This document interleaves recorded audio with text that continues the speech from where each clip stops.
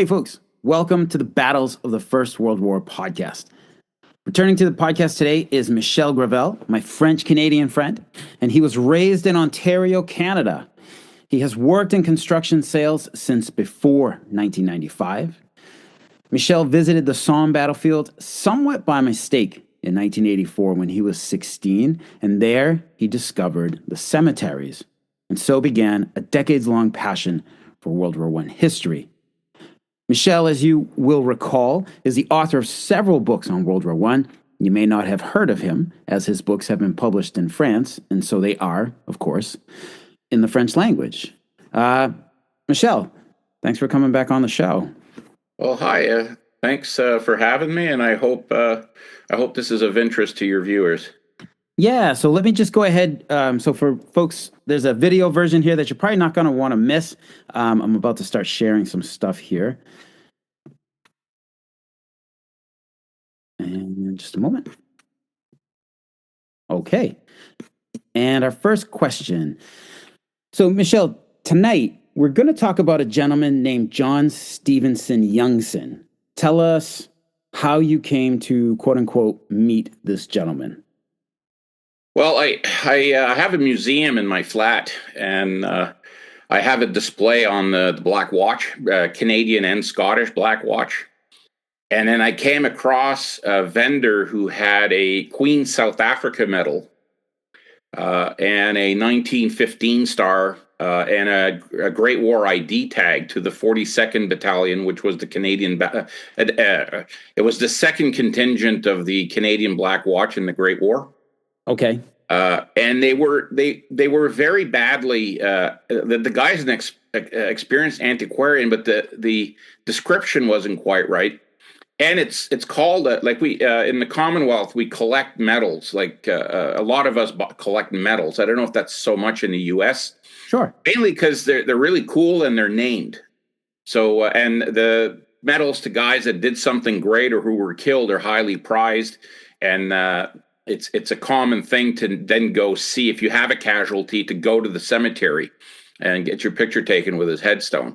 Because of course all our casualties are still in France or Belgium. Right. So anyway, it's a broken set though. He would have been entitled to the British War Medal for serving in the Great War, and because he was in an active front, he would have also gotten the Victory Medal, the Inter-Allied Victory Medal. Okay. But the thing was still interesting to me because I would find out that he was a militiaman in it wasn't called that back then in the 1890s, but it was what became the Canadian Black Watch, which is a militia unit. Okay. Their mandate is to serve within Canada. But he volunteered with about 30 other guys that were accepted from his militia regiment when Canada sent its first contingent to South Africa in 1899. He went with them. And he fought in the most famous battle of the Boer War. One of the most famous battles and the very significant to Canada, because we did very well, was Paardeberg Drift. So that would be like finding medals to a guy who was at San Juan Hill with the Rough Riders. Okay. For us. And I didn't understand that because he also has a memorial cross in the collection. And in Canada, if you get killed in action or die by cause of war in the military, your wife and your mother get a memorial cross. So he had a memorial cross, but he doesn't appear on the Book of the Dead or on the War Graves Commission. So I didn't know what happened to him. Okay. So I don't know a whole lot about the South African War. And but anyway, in late in 1899, he landed in Cape Town. He was on RMS Sardinian. I'm a liner fan, so I like to keep track of the liners. They landed in Cape Town. Oh, there it is. Yeah. I forgot to tell you that. That's, Quick question, Michel. How large was that Canadian contingent, that first contingent that deployed? It was a battalion of about 1,040, including officers. And they were drawn from right across Canada. Mostly, I think, like I'm not an expert yet, but I think they mostly went to the militia regiments, and I think they were able to be quite picky because there was such a small contingent. There were 6,000 or 7,000 Canadians ultimately in multiple drafts that eventually served for South Africa. Over 1,000 of them, though, were used to garrison Halifax. They freed up for some reason there was a British regular unit in Halifax at the fortress, so they raised a contingent to guard the fortress. They count, so it's a really small contribution. If you compare with the Australians, I think they had 16 or 17,000, and the New Zealanders had 6,000. But it always goes back to in Canada, we don't like imperialistic wars. The French were really kind of sympathetic to the Boers, which were the Dutch people that they were at war with, and it was a big deal. Do we not? We were a dominion. We were the first dominion of the British Empire. We didn't have any obligation to go into this fight.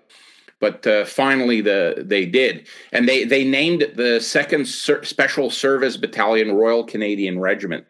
And I'm really thrilled because there was only 1,000 guys. There was a reinforcing draft of 100. So I have a Queen South Africa medals are quite common. There was over 300,000 awarded, but to the Royal Canadian Regiment, there's only 1,000. So the medal is quite valuable. Okay. But he participated at Paardeberg Drift. He got the Paardeberg Bar. Okay. Well, so I can bring the map back. I'll just explain what they were doing very quickly. It's very simple. So I'm going to call up the map here. Yeah. You'll see Cape Town is on the coast in the bottom. Yep, bottom left. They followed the rail line up towards the. There were 2 British colonies, Cape Colony and Natal. Okay. And it's not marked there. Above Mafeking, there was, I think, British Bechuanaland, which was separate. Okay. But the Boers, not liking the British colonists, they moved inland and set up the Orange Free State and the Transvaal. Okay. Now, so the minute he landed at Cape Town, he qualified for the Cape Colony Bar. Okay. Had he participated in a bar, like had he qualified for a bar for a battle in Cape Colony, he wouldn't have gotten that. He would have gotten the battle. Like there was a few, but most of the fighting was on Orange Free State and the Transvaal. Okay. So they crossed into the Orange Free State, and they were committed to battle. I think on the 18th of February, 1900. Mm-hmm. First offensive action first major offensive by a Canadian Expeditionary Force. Oh, okay. And in the battle, what the vendor of the medal didn't know is that, excuse me, this one of the company commanders, Captain Arnold, was badly wounded. The stretcher bearer that went to help got shot in the knee. I think another stretcher bearer was killed, apparently. Mm-hmm. But then I think Captain Fraser, Youngson's company commander, asked for 2 volunteers. So a young man named Wilkins and a little bit older John Youngson, who was about 24. Okay. So he was old by the time he got to the Great War, because he was already 24 when he went into action. They went, and the officer, and this is thanks to a researcher that went through the newspapers, found like a 2-page eyewitness account from the company commander of their bravery. They went in a hail of Boer bullets. They started carrying the body back. They had to stop, cover. They eventually got him to the aid station. But I just recently read the closest thing we have to an official history, and the legend is the medical officer, Colonel Fisset, is given credit. And I think what happened is Otter, the battalion commander, saw how brave he had been going helping the wounded that day. So they don't mention Youngson or Wilkins. Okay. And this fellow on the internet who was he was studying the Black Watch, the early Black Watch. So he went through the newspapers and he found this, and this just pumped up the value of my medals, because in the Strand the following September they talked about it, and they said that Wilkins and Youngson had been recommended for the Victoria Cross, but it had been turned down. Wow. So, but they said just being nominated was such a big deal. Then he fought in another. He got a bar for Driefontein. And then he crossed over into, if you follow you see Bloemfontein? Bloemfontein, yes. Follow the arrows. Yep. Well, in there. And then they were marching to Pretoria. Okay. So he fought outside of Pretoria, outside of Johannesburg. So it was called the Johannesburg Bar. Okay. But he marched in with the victorious army in Pretoria, and there was a sizable English population there. I guess they were happy, and the war really that broke the back, especially at Paardeberg Drift. They captured 4,000 Boers. One of the major generals got surrendered after a week, and accidentally the Royal Canadian Regiment was in line when it came time to attack.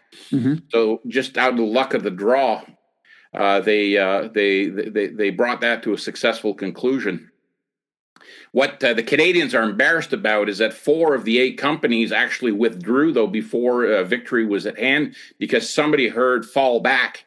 And we don't know who called that order, and that tarnished a little bit their victory, but it was victory nonetheless. So that's what I've been learning.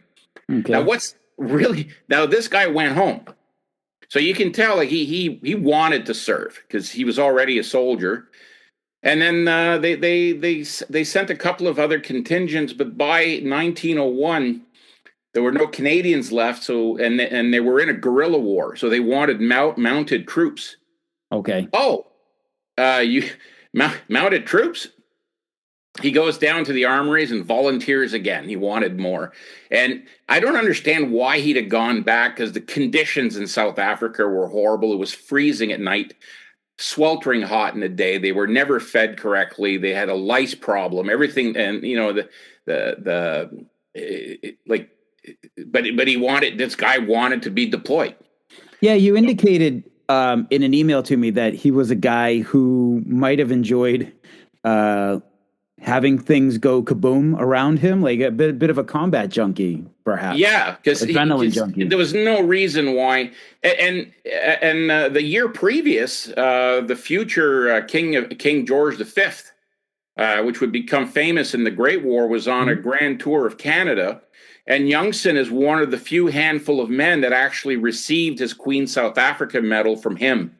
So that's like being decorated for a campaign medal by the vice president. Sure. Adds more value to my medal, because all this is documented now. Right. The more interesting the medal is, it's not which medal, it's who had it. So he qualified for the South African 1902 bar, which in the Spink medal guidebook, it's a 700-page Bible on British campaign medals. Okay. It says South African 1902 in combination to the Royal Canadian Regiment is scarce. There would only have been maybe 40, because you had to go back, or you had to have stayed in South Africa, for more. Wow. And then he wanted his medal, because they after Queen Victoria died, they created what was called the King's South Africa Medal. Okay. It was for service in 1901 and 1902, but you had to have spent, I think, 18 months total in South Africa. And he wrote a very well written letter to the militia department saying, I'm entitled to the King South Africa Medal. Here's my service dates. And he also thought he should get the Orange Free State and Transvaal bars. Those are area bars. The minute you qualified for a battle, you didn't get them. So he didn't get those. But they didn't reply. They didn't acknowledge what he said. They just said, we're pleased to present you your South African 1902. Don't let the door slap you in the ass. And that's basically, that's what he got. Wow. Michel, can we back up a bit here? So we've got the map of South Africa, and this is like basically following the battles of the Boer War, correct? Right. Well, this is specifically the advance to Pretoria in 1900. Advance to Pretoria. Okay. All right. And now I'm just gonna go through some photos here, and this is some stuff that you sent me of a museum display talking about Paardeberg in 1900. That's what Youngson would have looked like in 1900. This is right. This is Paardeberg Drift, is a mock-up. The mannequin's a little clumsy, but basically you'll see the kit. The kit, it's very old-fashioned. Sure, but already seeing the khaki. Obviously, they're wearing a pith-style helmet, but you've got a khaki uniform. You've got the putties and everything, precursors to the World War I. Yeah, and most of them, if you see early pictures, they were in green rifle serge originally. A lot of them. And in South Africa, anybody left with the green rifle, like the rifle regiments wear green. I don't know if they do that in the American Army, but they weren't a rifle regiment, so I don't know why they had rifle green. But anyway, this is what he would have looked like. The head puttees are identical to the Great War. The sun helmet obviously is, and they had an early edition of the Lee Enfield. I was going to ask about that. So that's just a little bit of a close up there. And then you provided this photo of the Lee Enfield rifle, and then that scarf. Yeah, the scarf was knitted by Queen Victoria. Wow. And she took it upon herself. If a unit voted that somebody deserved the Victoria Cross and didn't get it, she would present them with a scarf. And she knitted 4 before she died in 1901. And I don't think she ever had the opportunity to actually present one. But this is somebody from the 43rd Regiment who was he was from Ottawa, an Irishman from Ottawa.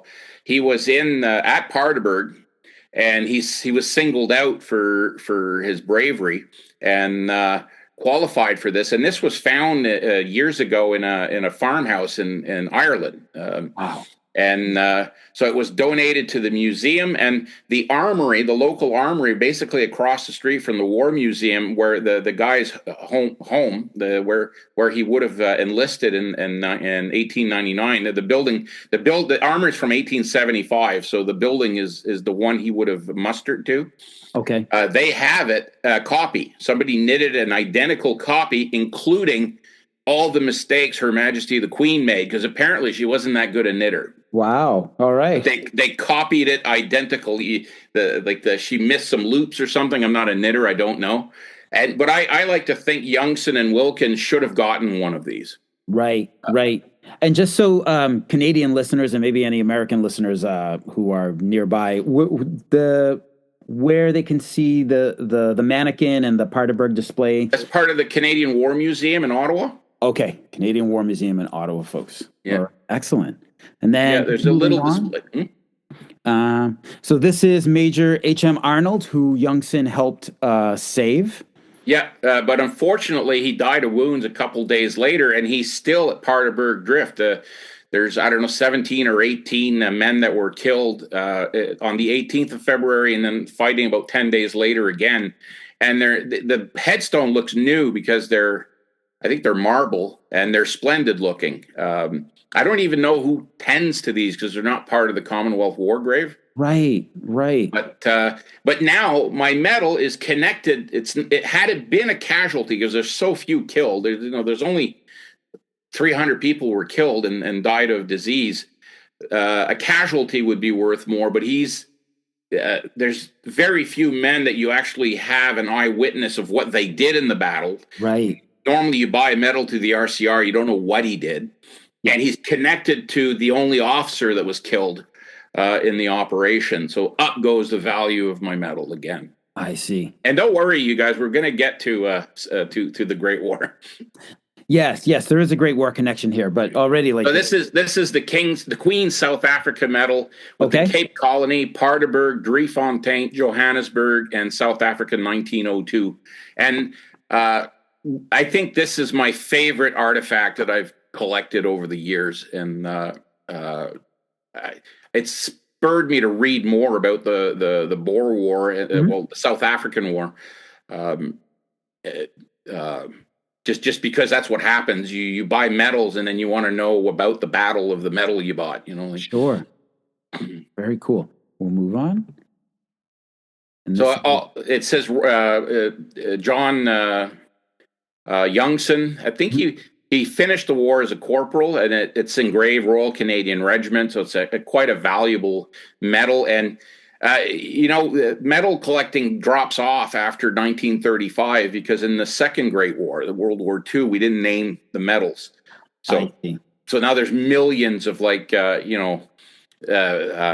France and Germany stars. There's millions of them, and unless you know the provenance, like it comes from the family and everything, it's just not as interesting to collect. Gotcha. And you can see, had they not named this, I wouldn't have known this whole story. Mm-hmm. And this one here. Well, this maniac stayed in the Black Watch. Okay. War breaks out. Well, Canada gets involved very early August 1914. The Black Watch, your casualty from your town that died in Canada when you went to Wancourt. Yeah, he was 13th Battalion. The Black Watch is one of the only militia regiments that sent over full battalions. So their first contingent, they raised the first contingent and then they were eventually called the 13th Battalion Canadian Infantry. I expect he would have been working feverishly because he was a sergeant at this point, to organize this, and he probably wanted to go. And then I found in a service file in 1915, early 1915, they were authorized to raise a second regiment of the Black Watch, which they named the 42nd because the Scottish Black Watch was traditionally the 42nd Regiment of Foot. So they actually asked for that number, and they raised a third battalion, the 73rd Canadians, and they took that number because the 42nd Regiment of Foot and the 73rd Regiment amalgamated in the 1880s to become what's called the Black Watch. Now it's the Royal Regiment of Scotland. You could go crazy trying to figure out the lineage of all these things. But he wanted to go, and then it's funny because I saw his attestation paper, and on the same day, so his wife, he was married by now. Mm-hmm. He was 41. Okay. Went over. His wife obviously went with him to the armory on Bleury Street, which still exists, and she signed a permission slip for him to be able to enroll in the 42nd. I think he probably would have gone with the 13th just by the guy's profile. Yep. So interesting. 41, he gets special authorization from his wife to sign up for the Great War. And I saw the form. Wow. This was in the same day he signed his attestation paper, volunteering for overseas service. And Michel, one more time, what is the medal we're looking at? What is it called again? Well, this is the 1914-15 star. Okay. These are there was the 1914 star was for people that enlisted before the end of the First Battle of Ypres in November 1914. Mm-hmm. It's often called a Mons star. Okay. All right. If you were under the guns, you would get a bar on your ribbon. Okay. And then if you arrived after November 22nd, 1914, up until December 31st, 1915, you got, I just shorted to the 1915 star, and there are no bars. Okay. So he's an early arrival in the war. And this is the most valuable of his Great War medals. Unfortunately, we don't have there's also a British War Medal for anybody who served outside the country. Mm-hmm. So I think Canadians, that were stationed in England and that never went to France would have the British War Medal. But if you were enlisted in Britain and only worked in Britain, you would not get the medal. Okay. There was a technicality. And then the Victory Medal, the Inter-Allied Victory Medal, I don't know if it's the same with the Americans, but you had to be under gunfire. So if you were in an office job or if you were a drill sergeant because you're too old and you're in England, you wouldn't get the Victory Medal. So and there are no bars to the Victory Medal. I don't really collect Great War medals so much because I don't find them. They get repetitive. There's so many of them, as you know. They issued how many? They issued like 6 and 7 million of the same medal, right? Right. But they're still interesting because they're named. So anyway. All right. So, and we have here his dog tag. Yeah, 42nd Canadians. His dog tag survives. Wow. Okay. And that 18015, that would have been his service number? Yeah. John Stevenson Youngson, 42nd Battalion, Canadians. Okay. That's what they'd usually put. This one This is his wife's memorial cross, and it's named to him. Okay. I'm jumping ahead, but he will die sometime in the 1920s. I haven't figured out the date. Okay. And it had to have been a board would have had to have said that he died prematurely due to war service for his wife to get this. I don't have the doctor's report or any paperwork other than if she got this, because I don't think they were in a hurry to say to everybody that you died because of war service. A guy got hit by a truck, right? Right. So I think it's his situation, his extensive war service, I think probably shortened his life. Right. So this is very valuable as well. This is the Sardinian, only about 10,000 tons. These are little ships compared to like the Titanic. But okay. And then here's our Great War connection. Well, he lands in France in 1915 via UK.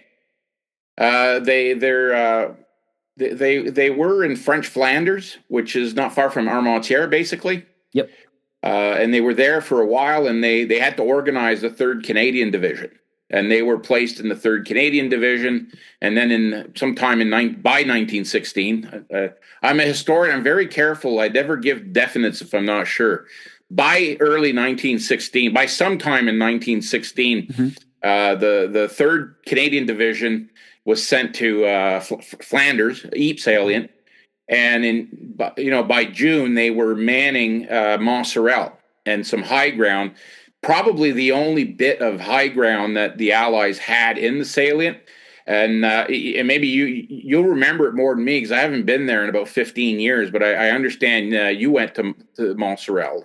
Yeah, so I found myself on Observatory Ridge near Montreal. And this was this past summer in 2024. For folks who haven't visited the Ypres area, we're talking about hills, and you were talking about hills that are, out in the Meuse-Argonne. On the podcast, we've talked a lot about hill, 272 or something like that, and that number references meters, the height of the hill in meters. In Ypres, it's very different. You have hills like Hill 62, that's 62 meters above sea level.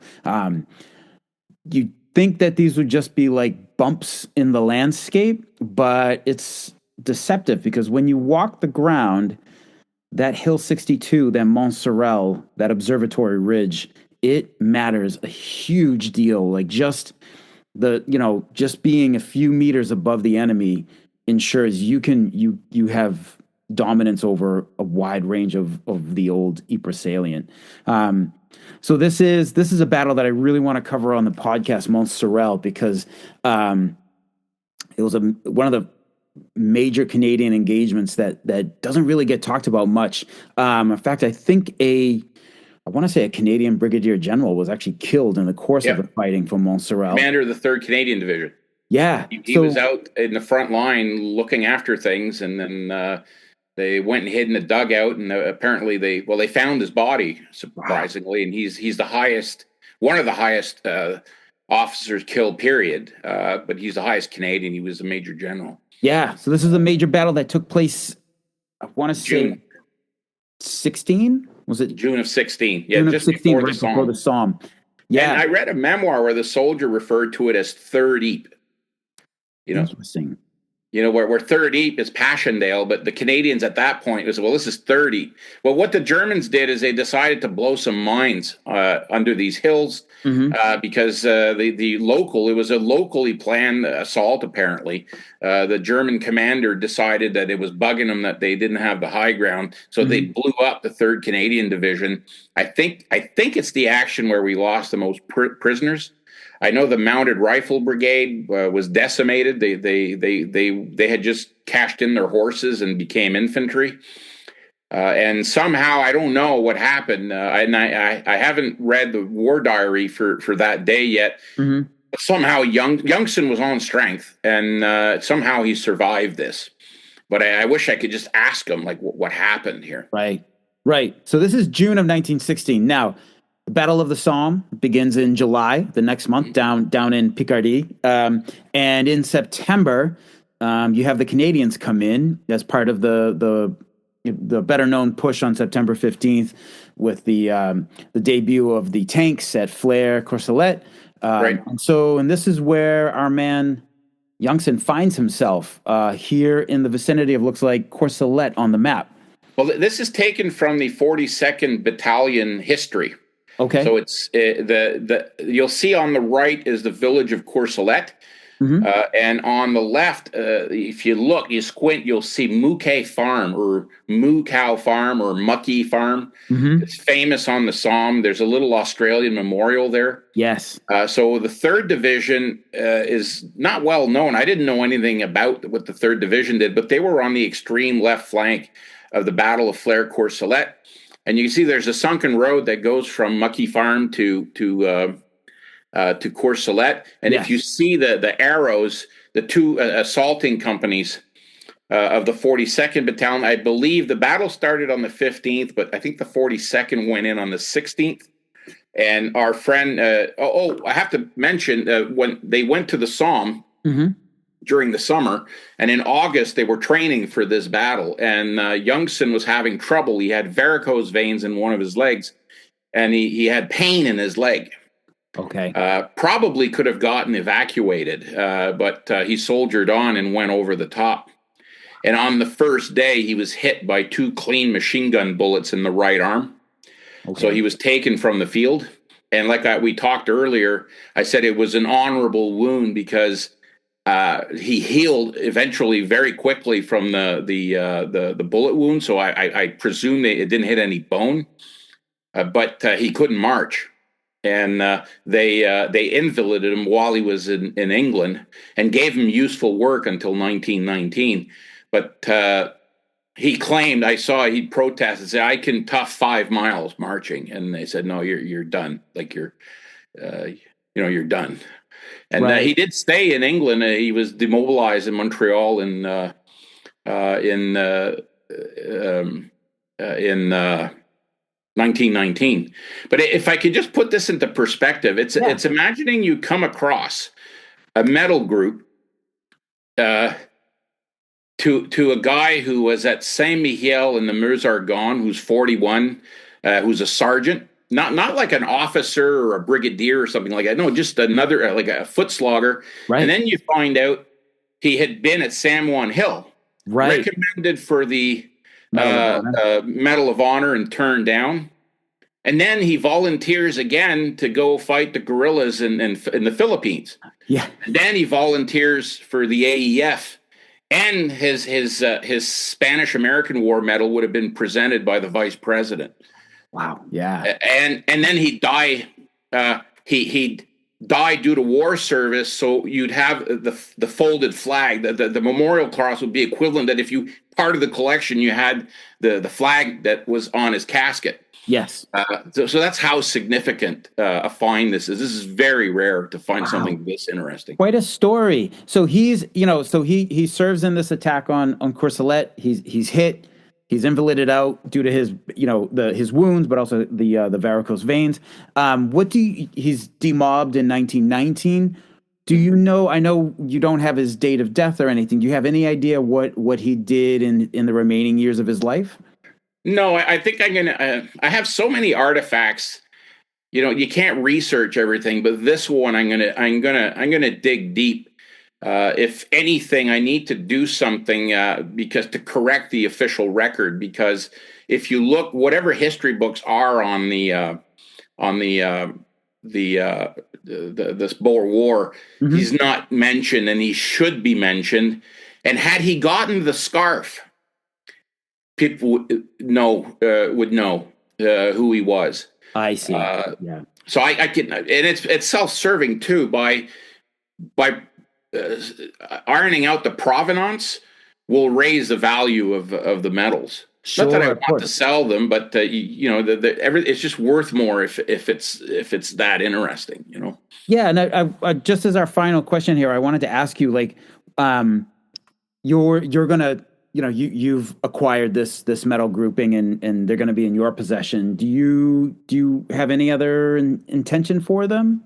Like loaning them out to a museum or anything? Well, my intention is, and I'm going, well, my intention is you've been to Vis-en-Artois on the Arras-Cambrai Road? I think you were there. I stayed there for. Well, they're redeveloping their little downtown. They're putting some commercial units in. And they want to open a museum, but they don't have anything to put in the museum, and they don't want to do another. Like, there's a museum at Bulcourt. There's museums all over with a lot of battlefield relics and things like that. So they're trying to do something else. So my whole flat is a museum. I'm thinking if they'll accept that if they'll accept it, and if I can negotiate a gift to Canada for my taxes, I would be prepared to be the core of their museum, and I would send Youngson there and tell his story. All right. Wow. Amazing. Oh, that's super cool. This is what a great little snapshot into one of the millions of lives who served in the Great War and in the Canadian forces. This is really cool, Michel. Well, one day you're going to look at, was there anybody from San Juan Hill at the Meuse-Argonne? You're going to wonder now. Yeah, let me stop my share. Yeah, this is really cool. Like, I'm so glad that you reached out, and this is like, just a great look into a life. It's unfortunate we don't have a photo, but I mean that was part of the time too. Not everybody, many millions of people went through their lives during the First World War, even with the availability of handheld cameras and everything. Many people went through life never being photographed, and so we have some folks that we simply have no idea what they look like. I'm hoping I'll find something. I want to scour a little bit more. But like when he died, I just did a quick look at the Mount Royal Cemetery, which is the big Protestant cemetery on Mount Royal in Montreal, and I didn't find him in there. He was a good Presbyterian, so he could have easily. There's a whole pile of veterans up there from all over the. So I did a quick look. Is he there? And Youngson, there was only about 5 Youngsons that served in the entire First World War for the Canadian Army. Okay. I didn't realize it was such an uncommon name, which is helpful sometimes when the name's not too common. Helps isolate people faster. Yeah, and I'm not a collector. I'm a storyteller. I like to pick things that fit the story I'm telling. This was part of I built my black watch display on one artifact, an original pen and ink drawing from 1918, and then I went on a tangent and did the black watch, and the black watch is always marketable. It's very famous, so you want to do things that'll interest people. So I said the black watch is a good bet. Plus I had I was lucky enough to find some artifacts. So my collection now, I have a 42nd Regiment of Foot, the campaign medal to the Siege of Lucknow. Okay. Indian Mutiny, 1850s. Mm-hmm. I have the Third Ashanti War in Ghana with the Kumasi Bar, where the 42nd Regiment of Foot won a VC and were very successful. Then they became the Black Watch, so I have them the Nile, 1885, with a Kirbekan Bar. That's when they were down the river trying to rescue Gordon. Okay. General Gordon. And then I have a Scottish Black Watch Paardeberg Queen South Africa medal. They were at the Battle of Paardeberg. I have a Black Watch King South Africa medal, but unfortunately I don't have the matching Queen South Africa medal. And I have a trio to a guy from the Indian Army who was with a regular Black Watch battalion, and they were recalled from India, and they served in French Flanders in 1915, and he disappeared. He was killed and disappeared. I have to track him down because I don't think there was a major action that day. He's on a memorial to the missing, but I have his trio. And then I have a 42nd Battalion. There's a guy named Will Bird wrote this famous memoir about the 42nd Battalion, and there was a guy, what was his name? Corporal Hallett. He's mentioned all the guys he knows. They're all the editor verified that all these people were real, and I found he disappeared at a place called Parvillers during the Battle of Amiens in 18, and I have his victory medal. The author knew this guy. That's why I bought it. It wasn't a particularly expensive medal, and it's a broken group. I only have his victory medal, and that drops the value. I see. You want a complete group. I see. Yeah. Wow. Quick question for folks who may not know this. What is the name Black Watch? What does that mean? Well, it started in the Highlands, the 42nd Regiment of Foot. They're not sure. Early on, they were given the nickname Black Watch. Oh, okay. And they're actually the Royal Highlanders. Was the official name, and the Canadians, like the 13th and 42nd Battalion, like Youngson, it was like their shoulder flash says RHC, Royal Highlanders of Canada. But before I think World War II, they changed. Everybody called them the Black Watch, so they changed it to the Black Watch, as did the Scots. But where the regiments are. There's a big regimental. In the British Army, the regiments all have different uniforms. Mm-hmm. They have different cap badges. Because I was reading stuff on the Meuse-Argonne, and there's like the 371st Infantry, 300. Other than the Marines, they're all the same. I don't even know if they wore numerals on their maybe on their helmets to say what regiment they were. But anyway, the Black Watch of Canada started as the Royal Scots, and they became allied about 1904 with the Black Watch of Scotland. Then they got to wear the red hackle, which is the plume, and they wore the Black Watch tartan. So they're culturally they're linked, although operationally they're two different armies. And you'll see that. A lot of the Highland regiments, because there's a real mystique to kilts and stuff like that. Mm-hmm. The regiments that really like them, there's more pedigree if you align with an old Scottish regiment. Mm-hmm. But you'll take another famous regiment in the Great War from Canada that raised 3 battalions as well, was the 48th Highlanders of Canada. And it was a completely new regiment in 1891. The next available regiment number was 48. So they just called themselves the 48th Highlander, and then they took the tartan of the family of the founder. I forgot what it is. And they're not affiliated with anybody. Interesting. Wow. But they fought and Youngson, it's funny that what he would have worn. You saw what he wore at Paardeberg. Yes. When he was doing guerrilla warfare, he would have had a slouch hat. Looked more like a cowboy. Mm-hmm. And then when he went to France, he had the tin helmet and a kilt. Interesting. He had a variety of different uniforms, but he was a long serving. That's a lot of service, and the fact that he stayed in the militia and the interwar years, you go, this guy just wants a deployment, right? Like I don't think he went because of the king or because of the Boers were bad. I really get a feeling this guy just wanted to be deployed, right? Because he had every opportunity to not go. Like, he was married, he was old, yeah. Right. And certainly they needed him at the armories and on Bleury Street throughout the war. He would have found useful work there, right? Right. Because they were sending reinforcing drafts. They would have needed an experienced sergeant, but he wanted to go where they went kaboom. You know? Yeah. No, that's pretty telling. Like, it's funny what you can find out with just a few details, like the fact that he keeps finding himself deployed. I mean, after a while, it's like, all right, buddy, it's a choice here. Well, he had to sit down with his wife and say, "Look, honey, you got to sign this." Right? How did that go? We'll never know. I know. All these little stories that we lose.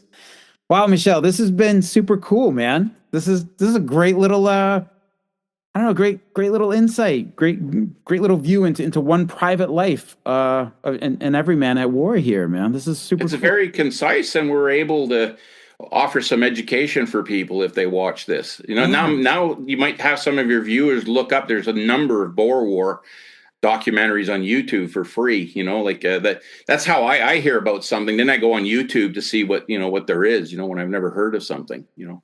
Yes. So I like to, but we had to tie it into the Great War. Like, I wouldn't have bothered you had it been a strictly a South Africa thing. Like, I know. I appreciate it. Yeah, and I have a couple of books. I don't know them by name right now, but I do have them on the shelf. And to listener, I believe Dennis, who sent them to me many years ago. I'm not gonna lie, man. I have not read them yet, but I have a lot of books I haven't read yet. But they are there, and I will get to them. I promise you. And I'm super appreciative that you sent them to me with a map of South Africa all those years ago. It's greatly appreciated, and I will post those up on the on social media, so folks, if you want that's just a map I stole off the internet. I don't know who drew it, but it just showed, bang, they got off at Cape Town, they're heading to Pretoria. Yeah, and they had some fighting, along the way, and because nobody has a concept of South Africa. Even myself, I didn't know where Paardeberg was. I heard about it. I knew about it. I knew enough to buy the medal, but I didn't know where it was, Yeah. No, fantastic, man. Well, very cool. Right. Anything else that you're, what's the next rabbit hole you're going to go down? Because this is super cool. I have to finish a book actually about, my Monchi Leproy book. Okay. I'm not happy with, how I handle a memoir, and I'm stuck actually, ironically, on the 42nd Battalion. They're the ones that I went last September, but I didn't have enough time to walk the ground as much as I wanted to, and so I need to finish that, and I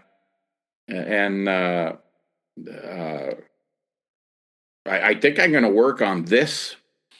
Here, I think I want to flush it out. Like, I'm embarrassed. I don't have a picture of him, and I don't know when he died. Mm-hmm. But I mean, this is just, a few days research to bring me up to speed. And I read the Canadian history of the war, so I would know something about what I'm talking about. But, there's a lot more to be done. I could write a book about this guy. This guy would there's enough material to do a book, especially if I went to South Africa. To see, but apparently it's very dangerous. Yeah, I've heard. Wow, man, super cool. Well, all right, man. Well, all right. We will. Good luck with everything. Yeah, thanks, and hang on just a second.